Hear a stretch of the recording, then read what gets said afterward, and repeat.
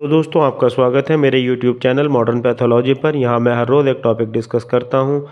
आज का मेरा टॉपिक है डेंगू के पेशेंट का एलोपैथिक ट्रीटमेंट। निकलती बरसात के मौसम में बुखार के पेशेंट बढ़ रहे हैं। ऐसे में कुछ मरीज़ों की प्लेटलेट्स की संख्या भी कम आ रही है। प्लेटलेट की संख्या कई कारणों से कम हो सकती है। यदि प्लेटलेट की संख्या 1 लाख या इससे भी कम हो तो पेशेंट को डेंगू NS1, IgG IgM या डेंगू एलिसा टेस्ट करा लेना चाहिए। कन्फर्म होने पर डेंगू को किस प्रकार का एलोपैथिक ट्रीटमेंट दिया जाता है इसके बारे में चर्चा करते हैं। डेंगू का ट्रीटमेंट सबसे पहले फोकस किया जाता है कि पेशेंट को बुखार और दर्द से राहत दिलाई जाए। इसके लिए पैरासीटामोल टैबलेट्स 500 mg में सुबह शाम या सुबह दोपहर शाम, या डोलो 650 mg में सुबह शाम या सुबह दोपहर शाम, या सोमो टैबलेट जिसमें नेमेसुलाइड और पैरासीटामोल, ये सुबह शाम या सुबह दोपहर शाम पेशेंट की स्थिति के अनुसार दी जाती हैं।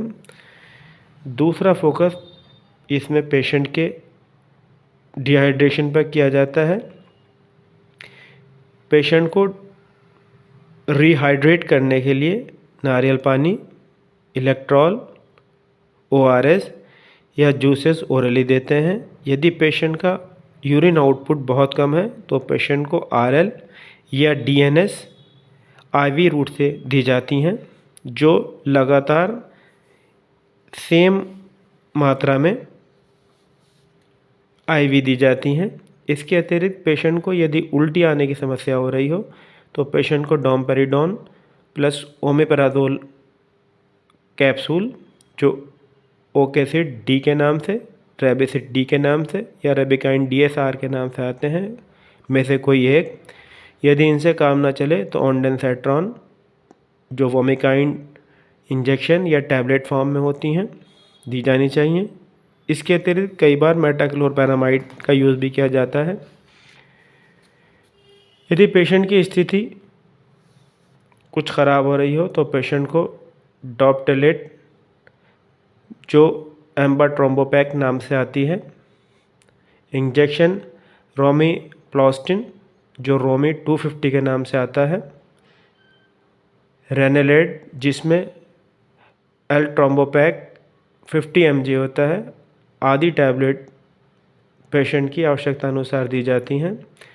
इसके अतिरिक्त कुछ डॉक्टर्स कॉर्टिकोस्टेरॉइड जैसे डेक्सामेथासोन, बीटामेथासोन का यूज़ भी करते हैं।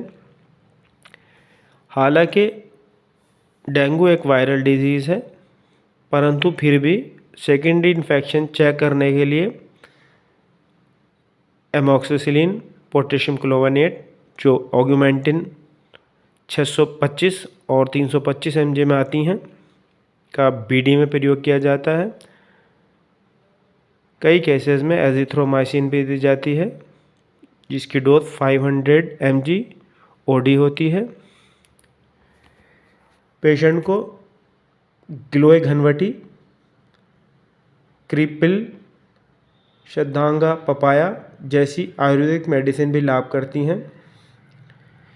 पेशेंट को प्लेटलेट्स का स्तर लगातार टेस्ट कराते रहना चाहिए। यदि प्लेटलेट की संख्या 10,000 या इससे कम पहुंचती है तो पेशेंट के मसूड़ों, पेशाब के रास्ते, लैट्रिन के रास्ते, मुंह से ब्लीडिंग हो सकती है। ऐसी स्थिति में पेशेंट को हायर सेंटर रेफ़र करना चाहिए, जहां पर पेशेंट को प्लेटलेट्स ट्रांसफ्यूजन की आवश्यकता पड़ती है। आज के लिए केवल इतना ही। यदि आपको मेरे द्वारा दी गई जानकारी अच्छी लगी हो तो कृपया मेरा चैनल लाइक कीजिए, सब्सक्राइब कीजिए, बेल का बटन दबाइए। धन्यवाद।